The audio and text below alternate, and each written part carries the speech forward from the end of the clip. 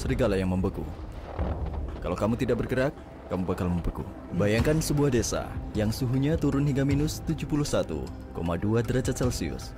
Di sini, menghabiskan beberapa menit saja di luar ruangan bisa menyebabkan frostbite, kehilangan anggota tubuh, atau bahkan kematian. Wow. Apakah ini frostbite? Oh ya. Setelah berada di luar selama lebih dari 15 menit, hidungku menjadi putih. Kristal-kristal es mulai terbentuk di dalam sel-sel dan jaringannya mulai mati. Kalau saya berada di luar 5 menit lebih lama, hidung saya akan mengalami kerusakan jaringan permanen.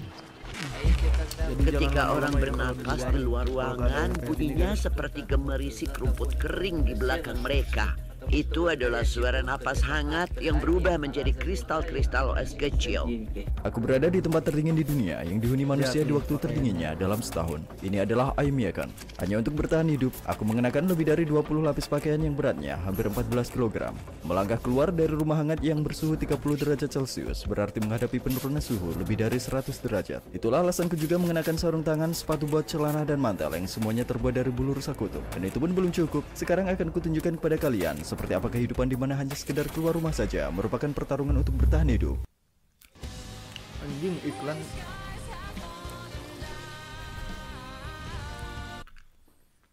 Ntar lagu seru ya.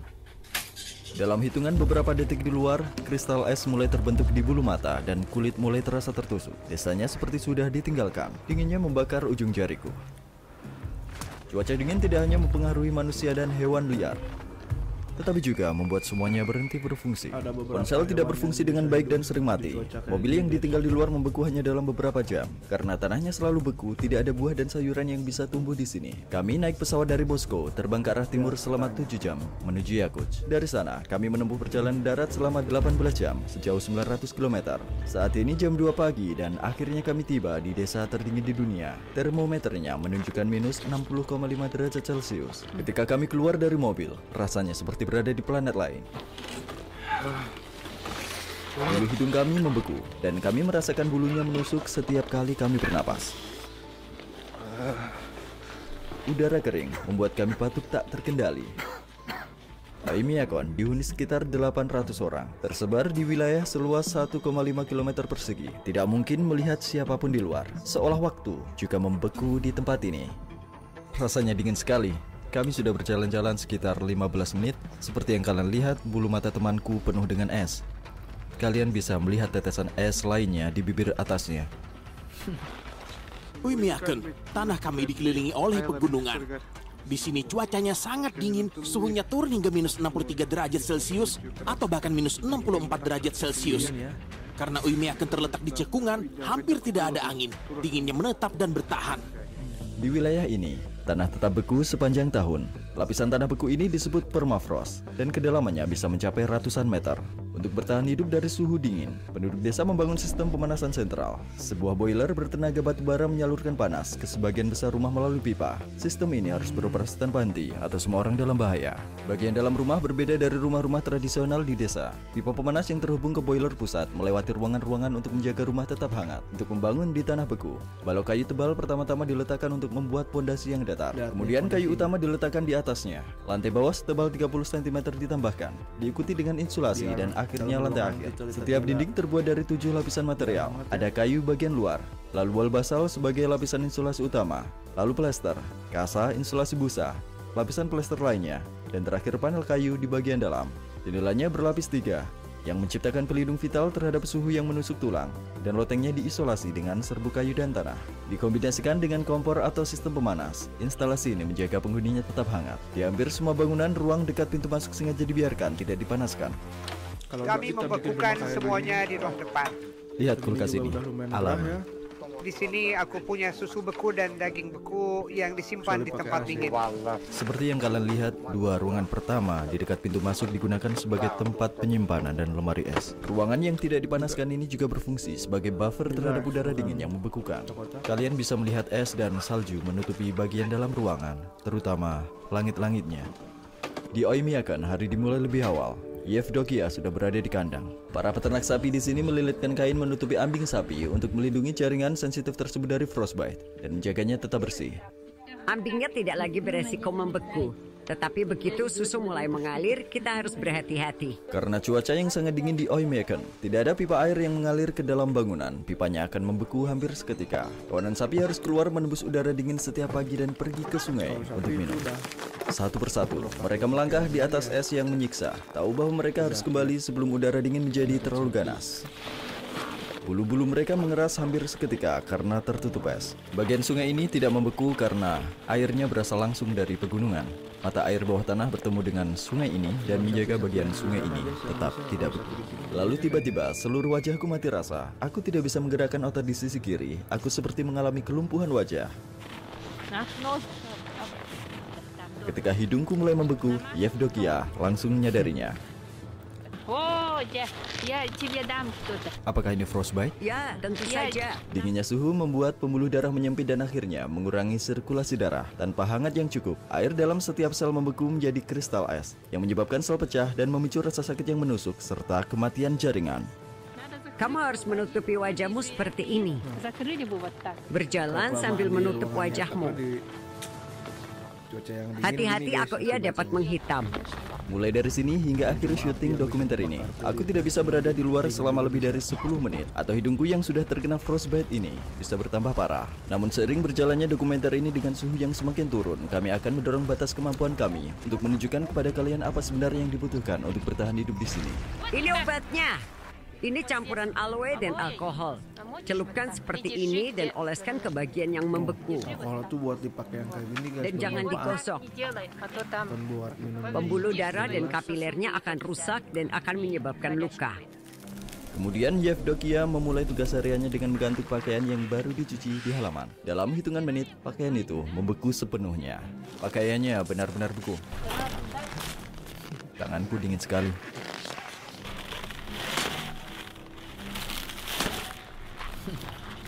Setelah itu, dia menuju ke kandang untuk memerah susu sapi. Saya memelihara sapi Yakut karena mereka menghasilkan susu berkualitas tinggi. Kandungan lemaknya bisa mencapai 7 hingga 8%. Seperti yang kalian lihat, ada es dan salju yang menutupi langit-langit, tetapi di sini hangat. Sisi-sisinya juga tertutup salju. Kalian bisa melihat beberapa tetesan yang jatuh dari langit-langit, itu karena udara yang lembab. Udaranya dipenuhi bau jerami, susu hangat, dan hewan ternak. Sekarang kita akan bertemu dengan seorang ahli kuda. Kita akan melihat kuda liar Yakut di habitat aslinya. Mikhail, Ruhi, ini adalah kuda Yakut. Kondisi di sini sangat keras, sehingga hanya mereka yang mampu beradaptasi. berapa suhu hari ini? Sekitar minus 50 derajat Celcius. Sulit juga harus berada di luar dalam waktu lama. Kami punya sistem pagar di area terbuka. Mereka biasanya merumput dengan bebas. Kuda Yakut ini tidak memerlukan tempat berlindung yang dihangatkan karena mereka dapat bertahan hidup di luar ruangan pada suhu minus 70 derajat Celcius siang dan malam. Tidak seperti kuda biasa, mereka pendek. Ini juga membantu mereka untuk tinggal di luar selama musim dingin. Karena tubuh yang pendek berarti panas dipancarkan ke area yang lebih kecil. Tubuh mereka terlihat sangat gemuk, sangat kaya lemak dan bulat. Ini karena bulu mereka yang tebal dan juga kukunya yang tinggi, memungkinkan mereka untuk berdiri di tanah yang dingin ini untuk waktu yang sangat lama. Mereka tidak ditangkap, cuma diberi makan di sini. Tubuh mereka berarti makanan. Ini daging kuda, mereka memakannya di sini. Seperti yang kalian lihat, dagingnya banyak lemak. Ini satu bungkus, sebungkus daging kuda. Ini sudah dipesan dan akan dikirim ke pelanggan. Tumpukan besar jerami ini telah disimpan sejak musim panas. Ini adalah persediaan makanan utama bagi para kuda selama musim dingin.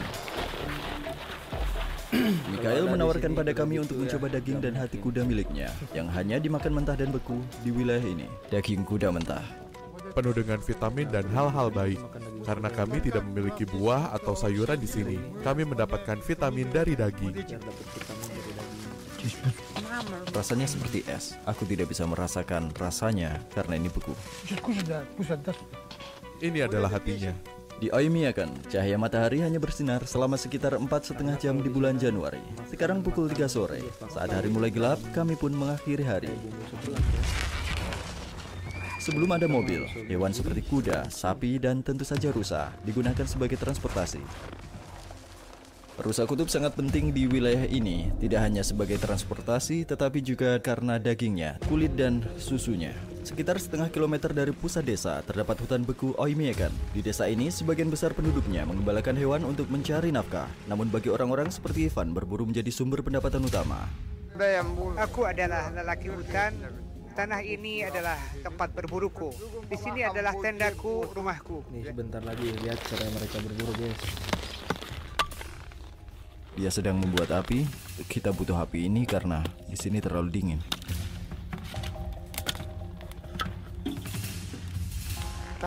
Kita harus berjalan di jalur ini, es di bawahnya tipis. Kami berjalan di atas sungai yang membeku untuk memeriksa jaring ikan yang telah ia pasang sehari sebelumnya. Ivan memperingatkan juru kamera kami tepat pada waktunya. Ia hampir menginjak bagian es yang retak. Satu langkah yang salah dapat membuatnya terjatuh ke dalam air dan basah. Di suatu musim dingin seperti ini, ayahku sedang menunggang kudanya di hutan. Dia jatuh dari atas es dan langsung membeku. Menyadari tak ada tempat berlindung yang hangat dan tak ada peluang diselamatkan, ia memutuskan untuk menembak dirinya sendiri, menghindari kematian yang lambat dan menyakitkan. Ada air yang terjebak ke lensa. Ya ampun, sudah beku. Peralatan kami sudah kesulitan untuk bekerja pada suhu ini, dan sekarang lensa yang beku ini tidak berguna, dan kami harus merelakannya. Untuk mengambil jaringnya, ia mengeluarkan es dari lubang menggunakan skop kecil. Ikannya hanya bertahan hidup selama beberapa detik setelah terkena udara dingin. Airnya hangat, namun di permukaan, ikan ini terkejut. Benar-benar membeku. Agar lebih mudah dipotong, ia menghangatkan ikan beku dengan menggosoknya menggunakan tangannya. Ia mengirisnya dengan hati-hati menjadi potongan-potongan tipis. Ikan liar, beku, dan mentah. Saat beku, rasanya seperti sedang memakan es. Kau harus makannya dengan garam. Es bervitamin ya, guys. Ya. Ikan mengandung banyak vitamin di musim dingin. Di dalam tenda terasa hangat, dan kalian bisa melihat bagian luarnya benar-benar beku. Dia memberi makan api dan membagikan sebagian ikannya ke alam.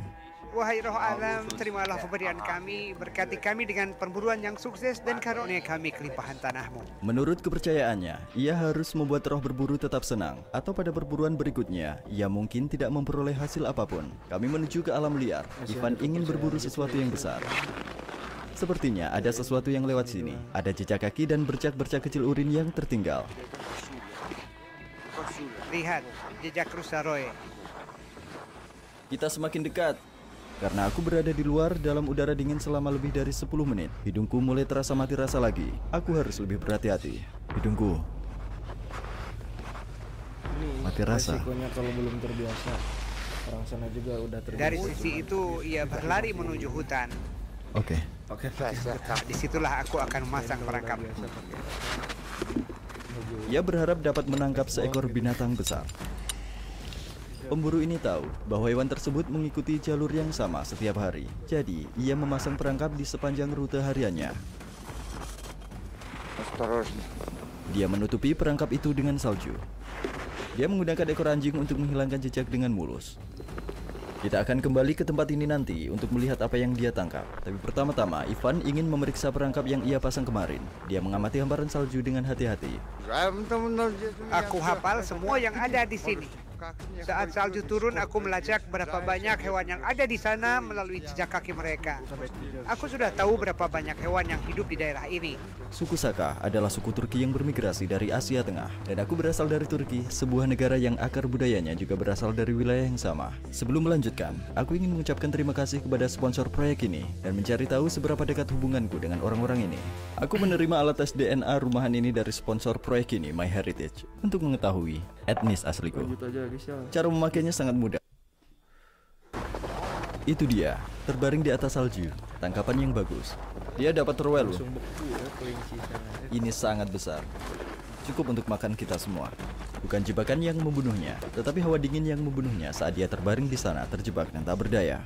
Jadi, alam tidak main-main di sini. Perangkap ini lebih kecil dari yang kita pasang hari ini. Aku penasaran untuk melihat hasil tangkapan berikutnya. Namun saat ini akan ada hal penting yang harus dilakukan malam ini. Di Oymyakon ada banyak terwelu.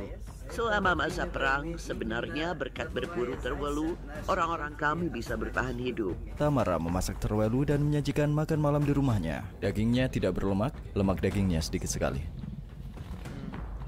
kebanyakan daging. Beberapa adegan selanjutnya termasuk yang paling sulit untuk direkam. Berkat bantuan di Ulingovs, saluran YouTube terkemuka tentang pedesaan Rusia, kami dapat mewujudkannya. Saat fajar menyingsing, kami menemukan sesuatu yang tak terduga di dekat rumah. Sebuah patung ular raksasa. Patung itu seluruhnya terbuat dari kotoran sapi, beratnya lebih dari 360 kg, dibuat oleh seorang petani setempat. Iklim di wilayah ini yang sangat dingin juga membuat sistem perpipaan tidak dapat berfungsi. Jika pipa air dipasang, air di dalamnya akan membeku hampir seketika. Sebagai gantinya, penduduk memenuhi kebutuhan mereka seperti mencuci tangan dari air yang sebelumnya mereka simpan di tangki. Wastafel kami sudah tua, ada ember di bawahnya untuk menampung air. Kalau sudah penuh, kami tinggal bawa keluar dan membuang airnya. Sekali lagi, tidak adanya infrastruktur perpipaan berarti rumah-rumah tidak memiliki shower atau toilet dalam ruangan. Sebaliknya, fasilitas penting ini dibangun di halaman, di dalam kabin yang tidak berpemanas. Kurangnya sistem pembuangan limbah berarti limbah manusia tetap berada di tempat pembuangannya. Karena limbah langsung membeku saat terkena udara, limbah seringkali terkumpul menjadi tiang beku. Terkadang mencapai ketinggian 1 atau 2 meter sebelum akhirnya terurai. Ketika seseorang harus menggunakan kamar mandi, mereka harus mengenakan banyak pakaian dan harus cepat agar tidak kedinginan. Menggunakan toilet ini tidak pernah menjadi pengalaman yang menyenangkan. Tapi yang satu ini berbeda, ini dipanaskan. Tidak dapat diberventilasi karena hawa dingin mengganggu sistem pemanas. Oh, lihat. Tipe toilet ini tetap disukai karena terhindar dari hawa dingin meskipun ada bau tak sedap yang terperangkap di dalamnya. Untuk mandi, memasak, mencuci piring, atau sekedar minum, air bersih sangatlah penting. Namun untuk mendapatkannya, diperlukan proses lain yang membutuhkan banyak usaha. Warga di sini mengumpulkan bongkahan es sungai dan mencairkannya untuk mendapatkan air bersih untuk sehari-hari. Saat ini kalian melihat hamparan salju putih yang luas, tapi di bawahnya ada sungai beku. Satu-satunya sumber air. Sekarang dia sedang menggunakan pahat untuk memotong es yang tebal. Kamu harus bekerja cepat jika cuaca dingin. Kalau tidak, kamu akan membeku. Sambil memotong balok-balok padat satu demi satu, kami mengangkatnya dan meletakkannya di atas kereta luncur. 1, 2, 3. Kami telah memuat balok es sebanyak yang dapat diangkut kereta luncur. Nenek moyang kami dulu mengangkat es dengan lembu. Sekarang semua orang punya mobil salju. Ini lebih baik. Nikolai, berapa lama ini akan bertahan? Aku punya keluarga besar. Itu mungkin akan bertahan selama 2, mungkin 3 minggu. Balok-balok besar ini disimpan di ruangan dingin di dalam rumah atau di luar, di halaman belakang. Mereka menaruhnya di dalam tong dan membiarkannya mencair, lalu meminumnya. Bongkahan es yang kami kumpulkan bersama tidak hanya akan digunakan di rumahnya sendiri, tetapi juga dibagikan kepada tetangga agar mereka dapat menggunakan air bersihnya untuk mandi. Di desa ini, rutinitas mandi tidak dimulai dengan menyalakan keran, tetapi dengan memotong kayu.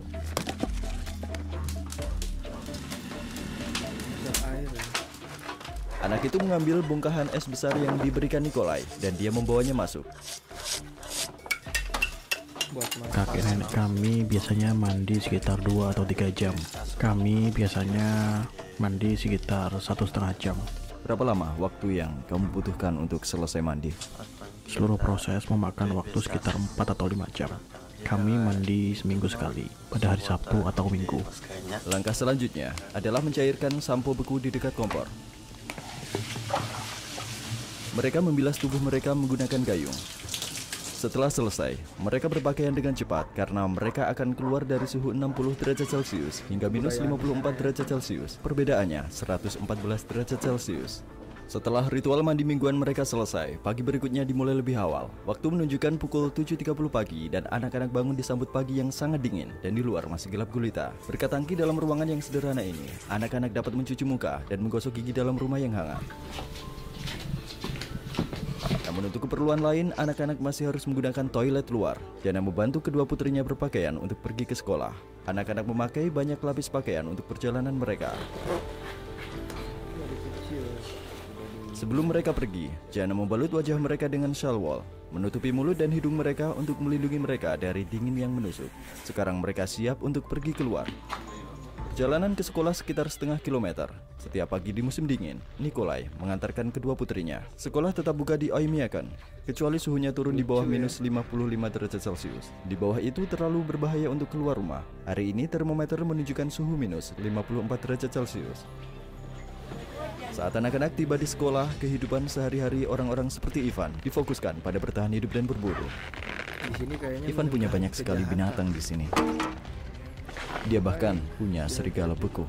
Dia menangkap serigala ini sebelum fajar, sekitar 2 jam yang lalu, di perangkap yang kami pasang bersama. Serigala itu mati karena kedinginan saat tidak bisa bergerak. Jika kamu tidak bergerak saat kedinginan, kamu akan mati. Ini serigala jantan. Ivan akan menjual kulit serigala dan mengambil dagingnya, lalu membuat perangkap lain, menaruh dagingnya di perangkap dan dia akan berburu beruang. Dia menunjukkan koleksi hasil buruannya. Ini adalah bulu rubah yang dia lacak sepanjang musim dingin. Bulunya sangat tebal. Beruang dewasa. Beruang-beruang ini dibunuh karena mereka terus-menerus menyerang ternakku. Setiap tahun mereka datang ke tanahku dan setiap kali jumlah mereka bertambah. Cuaca dingin di Oymyakon sangat ekstrim. Bahkan kendaraan paling kuat pun akan rusak jika tidak dipersiapkan dengan baik. Jika kendaraan ditinggalkan di luar bahkan beberapa jam saja tanpa mesin menyala, kendaraannya akan membeku sepenuhnya dan tidak dapat digunakan lagi tanpa proses pencairan penuh. Bagaimana kamu akan mencairkan mobilmu? Kita akan gunakan pemanas jet. Tidak yakin apakah akan menyala. Semua bagian benar-benar membeku. Logam, bahan bakar, oli, bahkan akumulatornya. Mereka mulai dengan membersihkan salju tebal yang menumpuk di mobil. Bannya sudah mengeras seperti batu. Suhu di luar minus 56 derajat Celcius. Banyak kempes bukan karena bocor, tapi karena suhu dingin, menyebabkan molekul udara di dalamnya menyusut. Mereka akan memasang ini untuk memanaskan kendaraannya. Kita berusaha menutupnya rapat-rapat agar udara hangat tidak keluar, tapi tetap berada di dalam.